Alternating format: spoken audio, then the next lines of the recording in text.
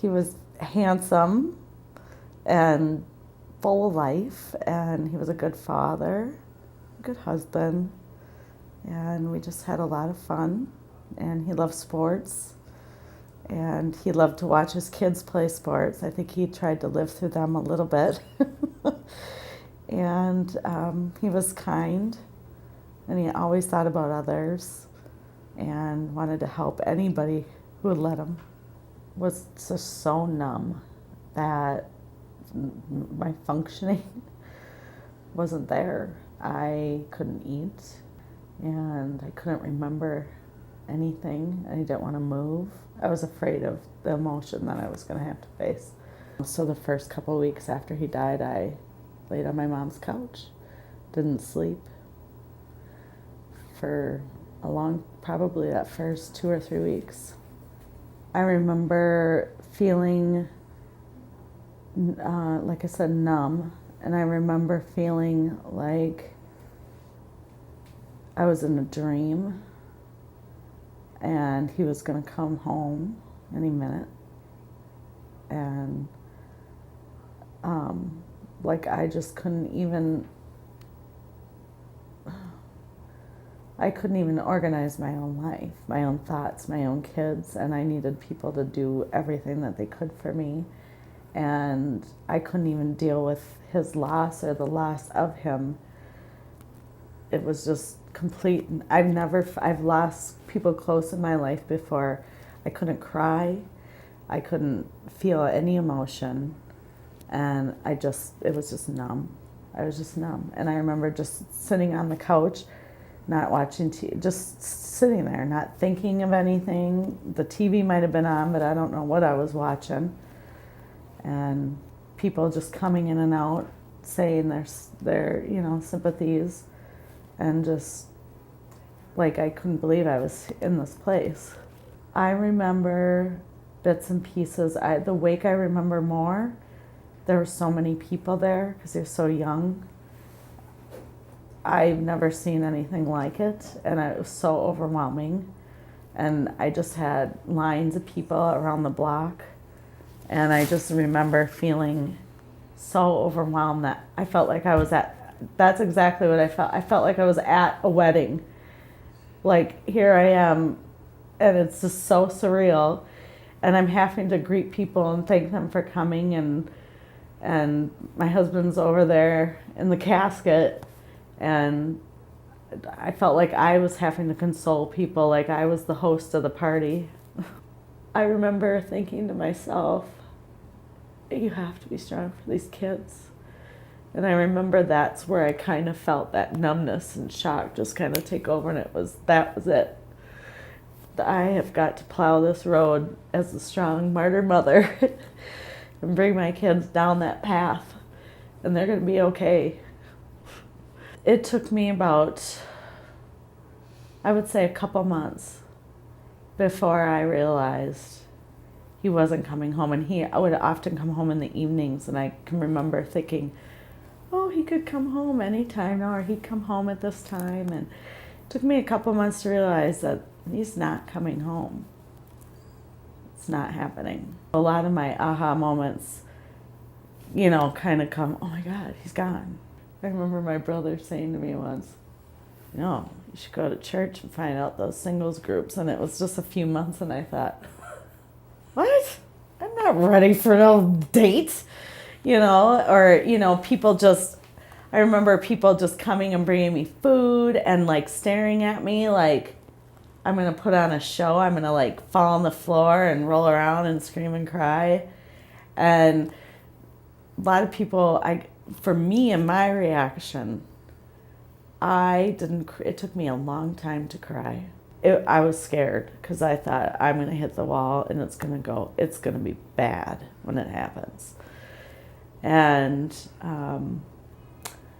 so it took me, even into after the first year is when I really realized, for me, the reality and the gravity of the situation. So for me, it took me a year to go through the shock. I was very depressed. I felt sorry for myself in the way that I have to go on in my new normal, single mom, single income home. How am I gonna give my children, our children, a life that we gave them before without very little. I don't want to disturb my children's life.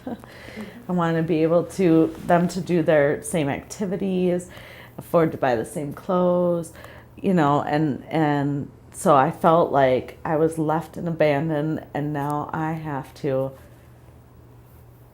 navigate this scary world by myself with 2 kids in tow and make sure they're okay. Be positive and be gentle and not make myself or force myself to have to be okay, and it's got to be done at this time frame, and I got to have all my ducks in a row because I had so much pressure on myself to be the perfect widow. I thought I have to be the woman that they're like, the Lifetime movie woman. It's okay to be crappy and feel bad for myself and go through those emotions. And one thing I've learned from my husband's death is I say no. Where before I was a people pleaser, now I'm not wasting any time on anything that I don't want to do at that very moment. So for me, being gentle to myself is letting me have my bad days, be happy when I have the good days. It's okay to laugh. It's okay to want to love somebody again. It's okay to enjoy life and not let it pass by. And I don't know, it's just okay to live and to be a survivor. I can live and I will move on and I will be happy and I will smile and I'll make other people laugh. I finally got back to work. Like, I've been at work, but I haven't really been at work. And I think this last month, I'm like, God, I'm back at work. I want to leave this world saying I had a good life. And I just feel like for my husband, I owe him that. Definitely more patient, and I guess just more observant of life and enjoying every little thing in it. I think I'm just, in a way, which is so weird to even say this, happier. That may sound weird, and I don't know why I say that. I think it's because I let the little stuff go in this world, and I'm just not going to let anything stop me anymore. Working on things, finding new ways to open myself up, like through meditation and yoga, things I never did before, took the time to even think about. Reading, and just letting myself feel things in the moment, and taking every day. It really is, to me, breath by breath.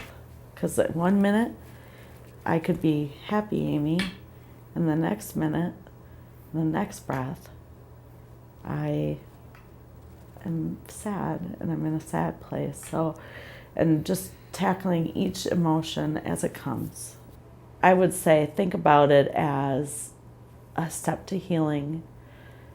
However, you talking to somebody or meditating or however it is that you can get yourself out of that or touch those feelings, oh, I will be happy.